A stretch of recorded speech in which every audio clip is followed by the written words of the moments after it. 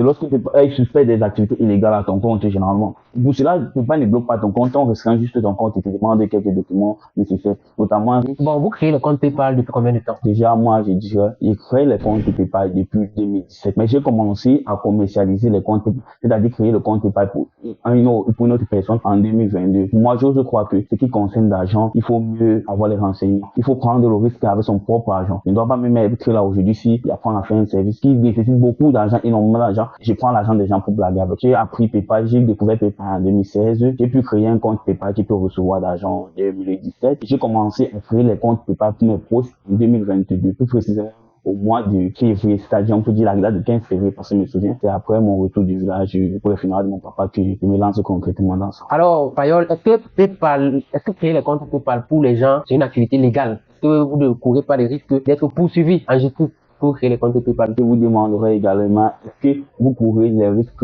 en justice d'être poursuivi si vous créez les comptes mobile money, si vous créez les comptes bancaires, si vous créez encore les comptes monnaie comme Trésor, les Binance et autres? Non, pas du tout, parce que vous aidez les personnes à créer des comptes, quoi. Exactement, j'ai des personnes à créer des comptes PayPal également. Donc, c'est important de le dire. Pourquoi? Parce que il y a des personnes sur la chaîne des haters qui vont dire non, c'est illégal, ils vont tirer sur nous lorsqu'ils vont voir cette vidéo. Si moi vous dire accompagner les personnes à créer des comptes, résoudre leurs problèmes, les aider à cartonner leur entreprise, c'est vraiment pas illégal du tout. Pas du tout. En fait, je vais être plus simple. Si vous dites que la création des comptes PayPal est illégale, il faut au moins donner un texte, non, un article un pays qui condamne l'utilisation des PayPal. Parce que moi également je fais ça, on accompagne les gens ici dans la création des comptes PayPal, Wise, Consort, il y a des haters qui viennent, ils disent que c'est illégal, on va être poursuivi en justice. Pourtant, c'est vraiment pas le cas, c'est pas une activité illégale en quelque sorte. Et maintenant, sur tous les comptes que vous avez déjà créés, tous les comptes PayPal que vous avez créés, vous avez commencé ça depuis combien d'années? Déjà, moi, j'ai commencé à créer les comptes PayPal opérationnels. J'ai commencé à créer les comptes PayPal en 2016. Et les comptes PayPal opérationnels, j'ai commencé à créer en 2017. Et les comptes PayPal pour un proche, donc c'est-à-dire les comptes PayPal que j'ai déjà l'utilisation d'une autre personne, c'est en 2022. Et quel est votre pourcentage de réussite sur la création des comptes PayPal? Déjà, moi, je dirais que ce qui concerne tous les comptes que j'ai créés, c'est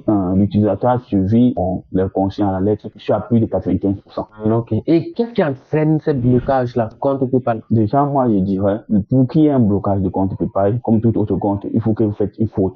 Déjà, PayPal ne vous demandera jamais des informations que vous n'avez pas. Alors, qu'est-ce qui est à l'origine des blocages des comptes PayPal? Généralement, moi, je dirais pas, il n'appellera pas ça blocage. On parle des restrictions. Là, on parle des restrictions. Généralement, lorsqu'un compte PayPal est restreint, c'est lorsque PayPal suspend des activités illégales à ton compte, généralement. Pour cela, PayPal ne bloque pas ton compte, on restreint juste ton compte et te demande quelques documents nécessaires, notamment un relevé d'identité bancaire ou alors un relevé d'identité bancaire, un justificatif d'adresse et également ta pièce d'identité. Je pense que ce sont les documents que PayPal te demande tout simplement. Généralement aussi, nous sommes confrontés aux documents on vous demande généralement les factures d'achat et autres. Lorsque vous êtes en face de ce problème de factures d'achat et autres, c'est très simple. Vous fournissez votre pièce d'identité, vous fournissez votre justificatif d'adresse, vous fournissez votre relevé d'identité bancaire. Vous écrivez au service PayPal pour les faire comprendre que vous ne faites pas de vente. Si votre compte réellement ne fait pas de vente, PayPal va analyser vos transactions. Au bout de 5 jours maximum, ils vont désactiver la fonction en justificatif d'achat ou de livraison là. Aussi, si PayPal te demande généralement de fournir toutes les informations sur ta transaction, PayPal te demande tout simplement pourquoi est-ce que la personne t'a envoyé l'argent. Et notamment, il y a un blog là qui écrit tout simplement pourquoi est-ce que la personne t'a envoyé. Ne vendre pas un truc tu mets là parce que généralement lorsqu'on vous envoie l'argent, on écrit souvent les petits messages qui sont accompagnés de l'argent. Tu écris tout simplement la raison pour laquelle la personne t'a envoyé l'argent. Là, ça va aller. Ok, parlons des litiges PayPal. Quels sont les différents litiges qu'on peut rencontrer sur PayPal? Déjà, un litige, généralement, comme toute chose, là, un litige, c'est généralement une requête. Généralement, un litige est lancé lorsque toi et celui qui t'envoie l'argent, vous n'avez pas pu vous accorder. En fait, là, moi, je vais parler, par exemple, pour ceux qui font les achats en ligne. Pourquoi je les conseille PayPal? Parce que PayPal a l'option sécurité marchande qui vous donne une protection sur votre argent de 21 jours. Lorsque vous appelez, par exemple, si moi, je ne connais pas M. Raoul, je vais acheter un service chez lui, je peux utiliser PayPal et j'active l'option protection marchande. Lorsque j'active l'option protection marchande lors de l'envoi de l'argent de M. Raoul, j'ai une durée de 21 jours. Durant la période, si M. Raoul ne me rend pas le service, si M. Raoul m'envoie, par exemple, la marchandise, je peux aller donc dans la barre de dans l'historique de notre transaction et je signale cette transaction. C'est ça, généralement, qui peut faire un litige.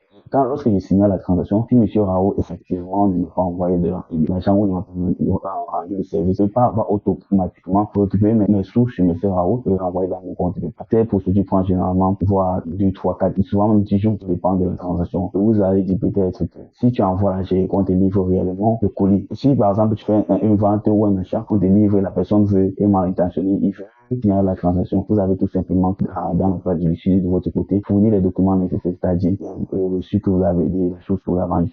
Par exemple, le bordereau d'expédition du colis. Si c'est une agence, généralement, comme nos agences d'expédition, ou les agences de web, vous montrez sur le reçu chez PayPal avec les informations de la personne et l'adresse où vous êtes censé vivre. PayPal va limiter le litige en votre faveur. Ok, c'est parfait, on apprend beaucoup. Et quels sont les différents comptes PayPal? Déjà, aujourd'hui, nous avons des comptes PayPal, 3 types de comptes PayPal. Nous avons les comptes PayPal en personnel, c'est-à-dire le compte PayPal qu'on utilise pour faire les transactions entre amis, faire les transactions, des petites transactions. Ce compte-là peut recevoir également de l'argent. Cet compte-là envoie et reçoit de l'argent normalement. Nous avons les comptes PayPal, mais dans business. Quelle limite sur ce compte-là? Généralement, la limite se fixe lors de la création de ton compte. Tu ne peux pas t'autoriser à faire la création de ton compte. Et s'il arrive même bien voir que le compte est limité, tu n'as qu'à fournir un relevé d'identité bancaire, et pas pour et un justificatif d'adresse, pas pour en faire la durée de tes transactions. Okay. Et également, nous avons les comptes PayPal Business. Les comptes PayPal Business, c'est pour les entreprises qui font le dropshipping, pour la vente en ligne, qui souhaiteraient,